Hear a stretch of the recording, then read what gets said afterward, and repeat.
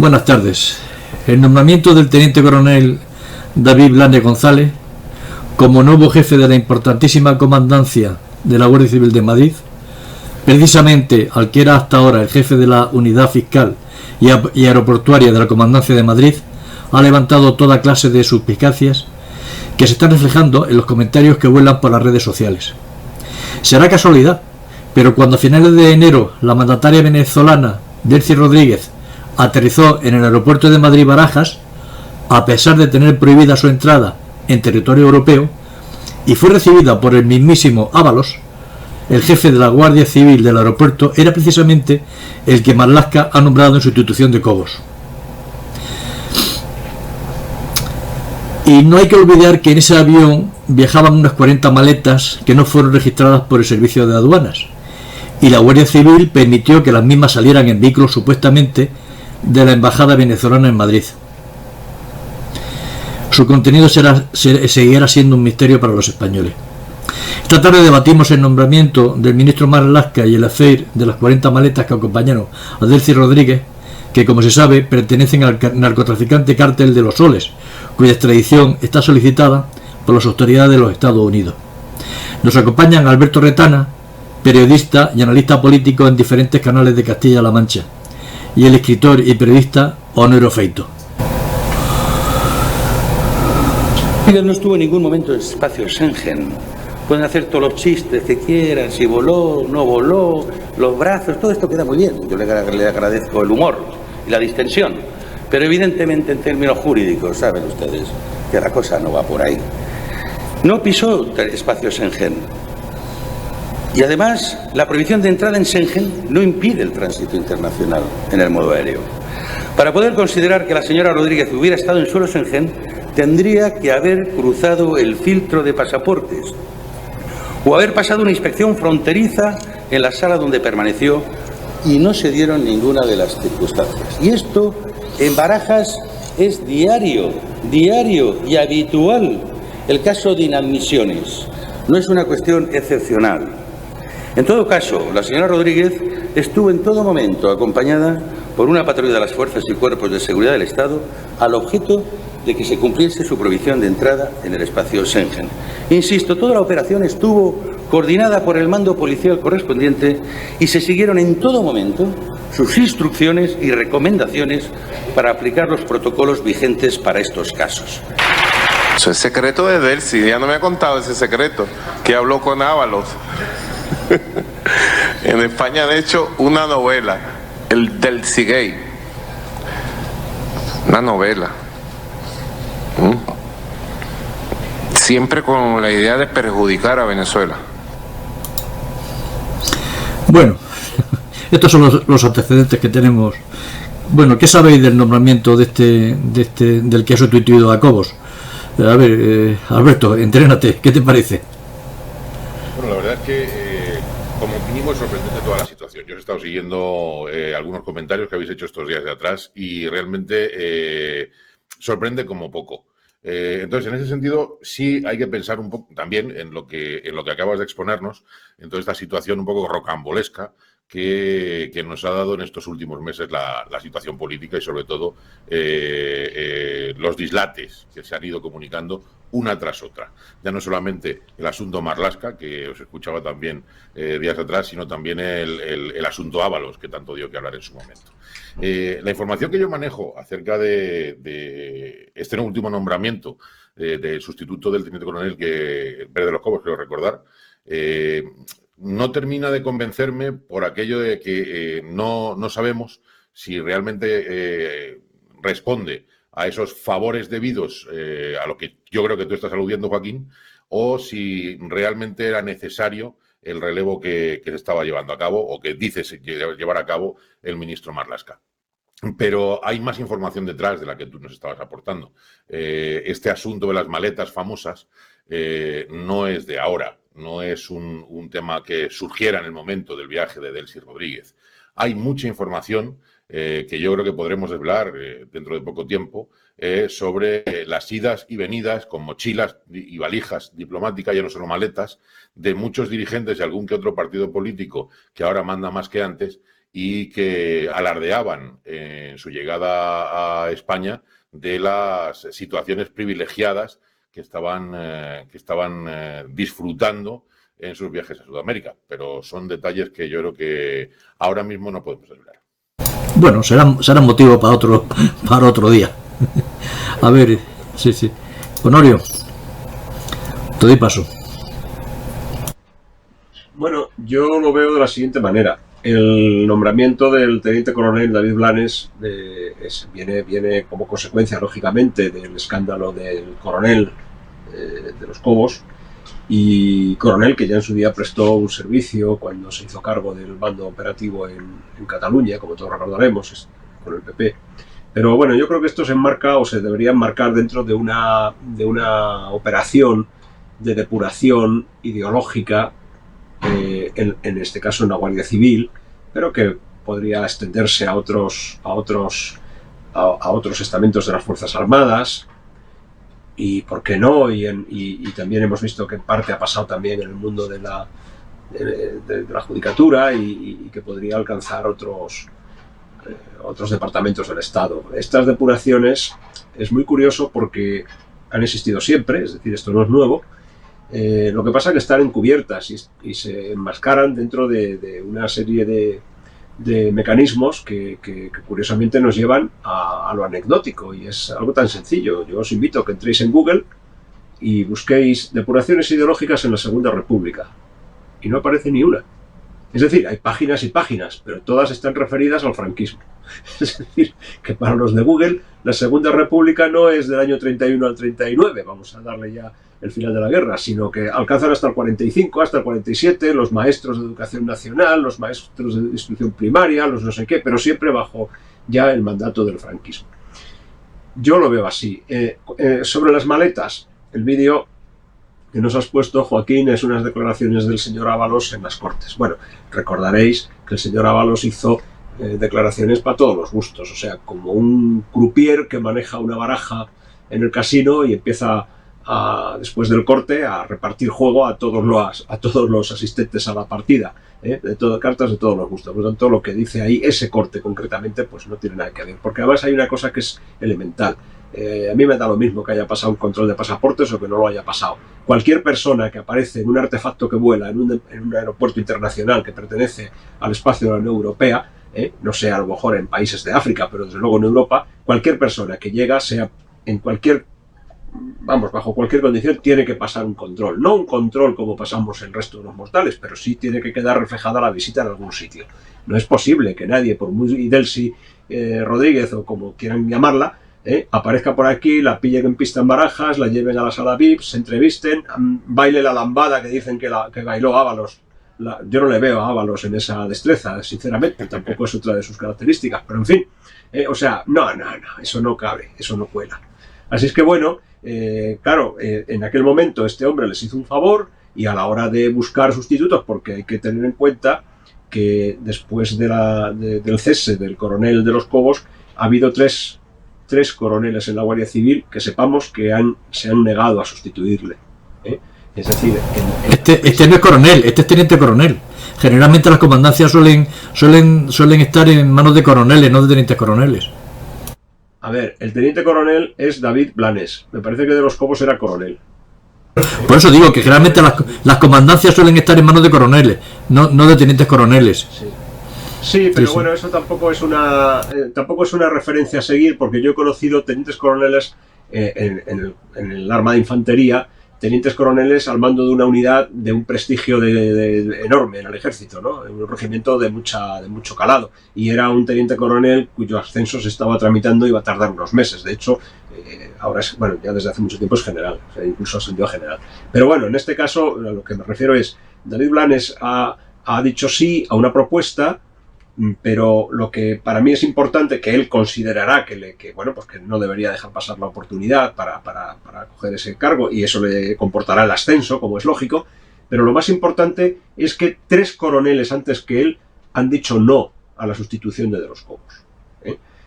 Insisto, o sea, lo marco dentro de una operación de limpieza étnica, o como se quiera llamar, de buscar personas afines que por encima de los reglamentos muestren lealtad al gobierno.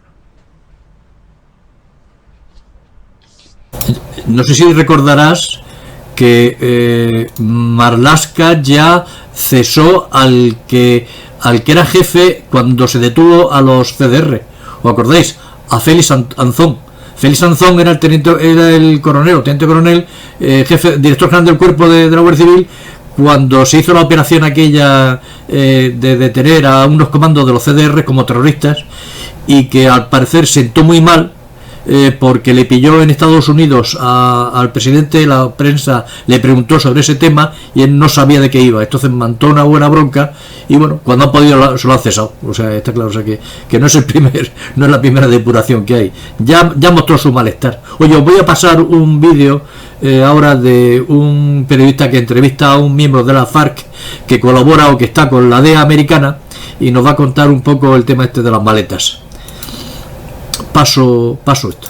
Si un régimen se financia a través del narcotráfico, ¿cree que es posible financiar partidos políticos en Europa con ese dinero que se mueve de la droga? ¿O hay otra manera? Porque yo no veo otra manera de que un partido con Podemos haya crecido tanto.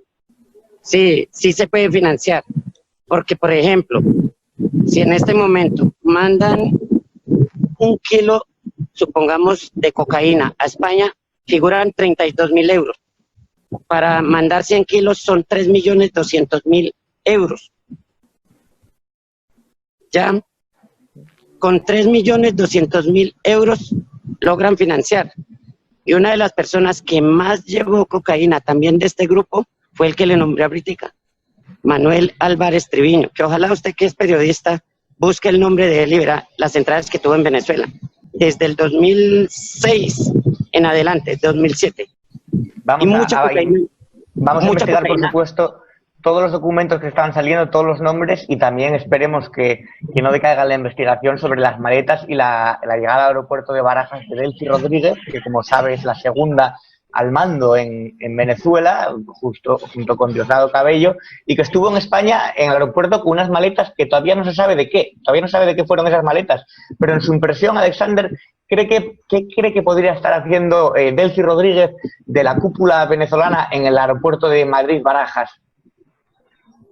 Mira, lo que pasa es que acá en Ecuador también había otro grupo que lo despachaba directamente hacia España, pero en maletas, y eso lo hacen desde Perú, Ecuador, Venezuela. Acá en Colombia se ha acabado mucho eso, porque acá la policía es muy estricta. Pero, por ejemplo, en Ecuador, por ejemplo, estaba el grupo de Hammer. Este Hammer era el que despachaba todas las maletas diplomáticas, porque eso se va no en maletas común y corriente, sino una maleta diplomática. Se echaban 50, 40, 30 kilos a cualquier político que viajara a cualquier parte de Europa, porque es que no solamente fue a España, fueron a muchos. Fue Francia, España, Alemania, Holanda. Fueron los países donde más esta red mandó para... Italia. Me faltaba Italia, que también era otro. Son 5 países principales. Y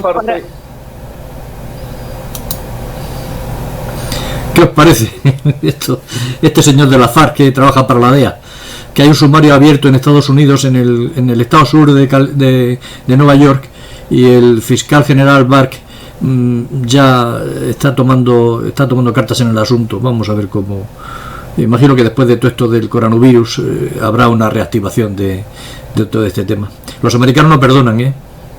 No, los americanos no se andan con tonterías. Los americanos no se andan con tontería ninguna. Pero yo voy a intentar retrotraerme un momentín nada más, si me permitís, a lo que decíais antes. Honorio, lo de limpieza étnica, ten cuidado, que nos pueden cerrar hasta los ojos. Pero realmente a mí me sorprende mucho lo que estaba pasando, y en relación con esto que os estáis diciendo y con lo anterior. ¿Vosotros creéis que Marlaska es tan tonto como para arriesgarse a meter la pata, siendo juez y magistrado, en toda esta situación, con los ceses y con la documentación firmada por la Directora General de la Guardia Civil, etcétera, etcétera? Porque es que ya no solamente se cierra la puerta en lo que es el ser ministro, sino que es que la situación puede ser mucho más grave para él si se le cesa, si dimite o si cualquier otra cosa, porque probablemente se le inhabilitaría como magistrado, pero por eso yo no termino de entenderlo.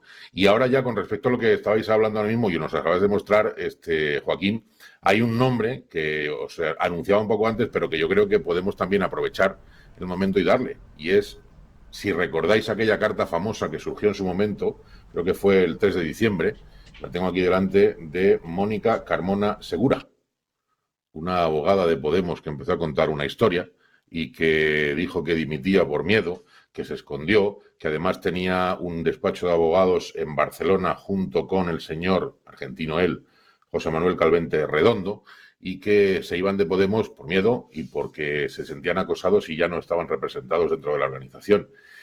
Si tiráramos del hilo por ahí, me da la impresión de que ese vídeo que acabamos de ver sería bastante elocuente y bastante ilustrativo.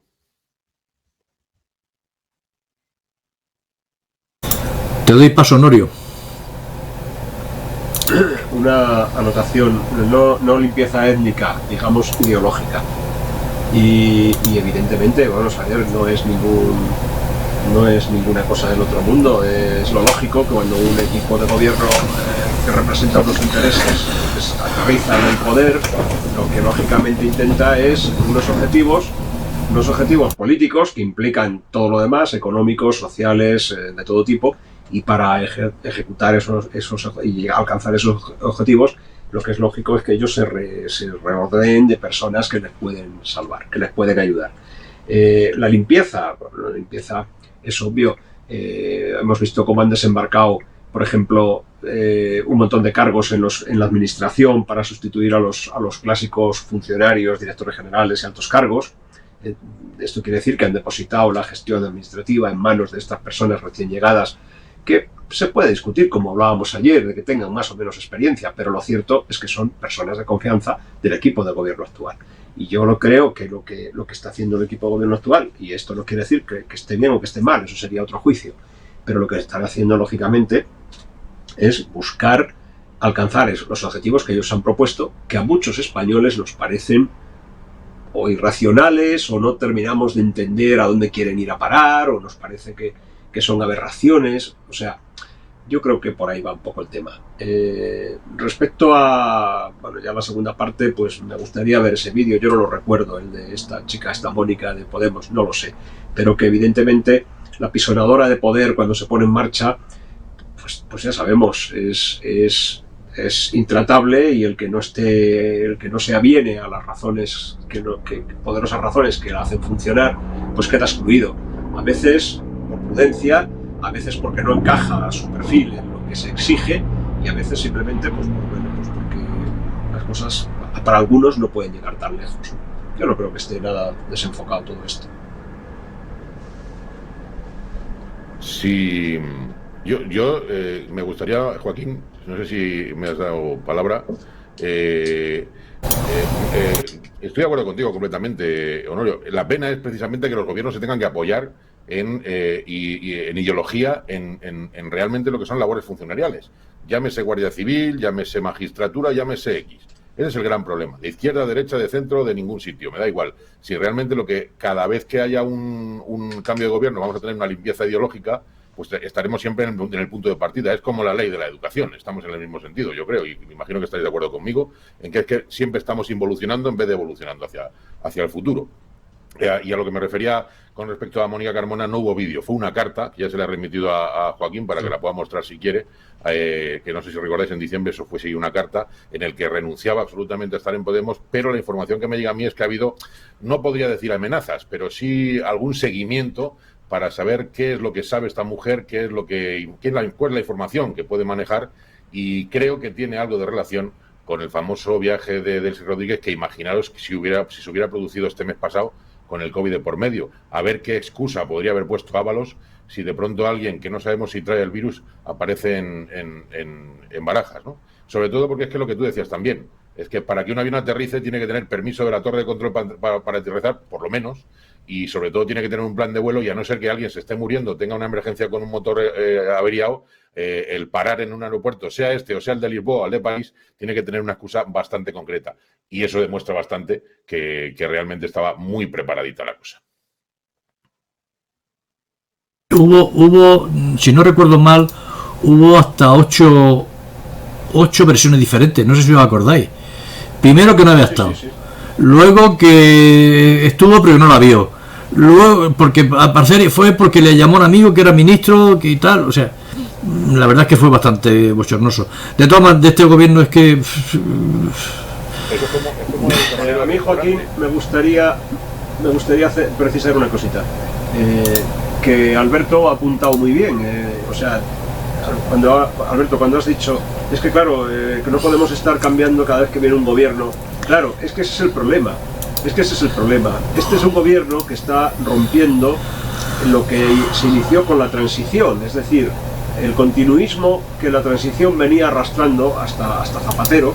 Ya Zapatero es el primero que quiebra, digamos, ahí unas bases, y ahora el gobierno de Pedro Sánchez, lógicamente, está dispuesto a romper todavía más. Y además el equipo de gobierno que hay ahora mismo pues indica eso, porque si alguien está en contra de la transición es Podemos, y por lo que estamos viendo, el protagonismo que tiene Podemos en la toma de decisiones es bastante amplio. Entonces, claro, ese es el problema, y ese es uno de los problemas de España, a mi modo de ver. Porque habría que hacer un pacto de gobierno sobre ciertos objetivos. Fíjate lo que hemos dicho. Cada vez que entra un equipo, cada 4 años o cada 8 años, a la vuelta a empezar. Se deshace lo que hizo el otro y a vuelta a empezar. Claro, ese es el error. Habría que haber llegado a consensuar 4 puntos principales, que puede ser la política exterior, por ejemplo, la educación, por ejemplo, yo qué sé, y algunas cosas más del orden territorial interno.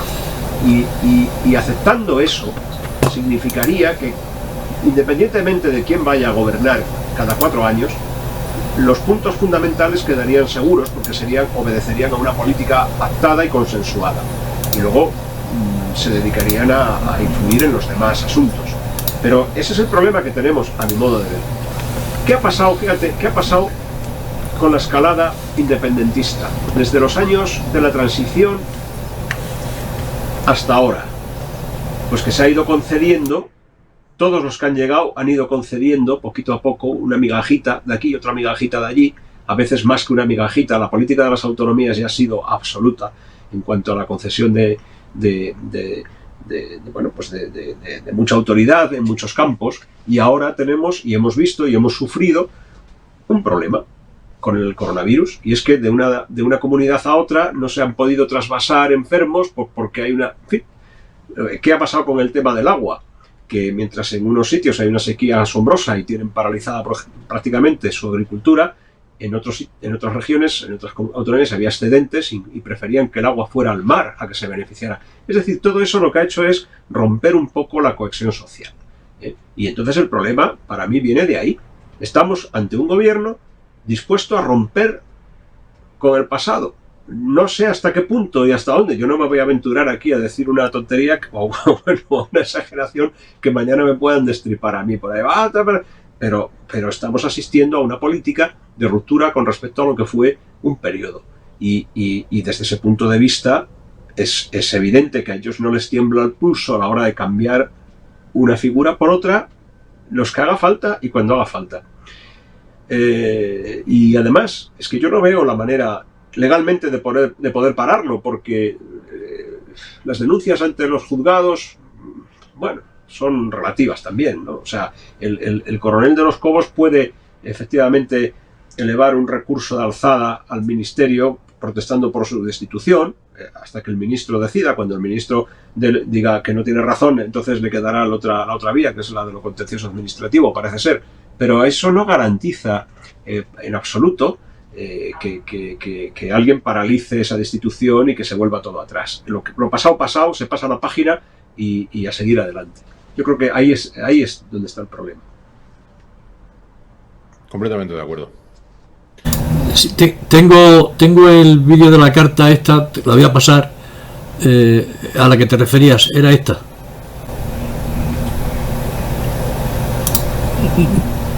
Dime. Sí. Estoy leyendo bien. De delitos que se pueden haber cometido dentro de la formación, lleva mucho tiempo, y que pues habría que investigarlos, y por ello ella se quiere eximir absolutamente de todo, da a entender que los conoce, y eso pues al fin y al cabo deja muchas puertas abiertas. Pues sí, pues eso es a tener en cuenta. Pues sí, señor, yo creo que esto va a ser motivo de otra tertulia. Vamos a indagar, intentaré conectar con ellos y hacer una información cojonuda, porque esto tiene segunda parte, tercera parte y muchas más. Bueno, vamos a ver, estamos ya en los 26 minutos, no queremos alargar mucho más. Creo un titular que me vais a dar cada uno y cerramos el tema, si os parece bien. A ver, Alberto, empieza tú y tú rematas, Honorio. Yo es que los titulares me los pienso mucho, porque siempre me salen muy largos y ahora tan cortos. Acerca de lo de la sustitución, pues yo te diría que esto es Juego de Tronos, pero es que está demasiado manido, con lo que yo te diría que es medio jaque mate.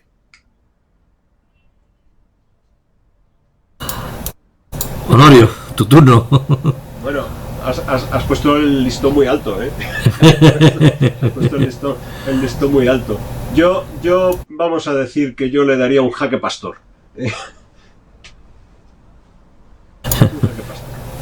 Bueno, habrá tercera parte y cuarta parte, porque esta historia de Marlaska y de los guardias civiles me parece que no es la última. Bueno, os despido a todos, muchas gracias por estar aquí y nos veremos en la próxima. Saludos.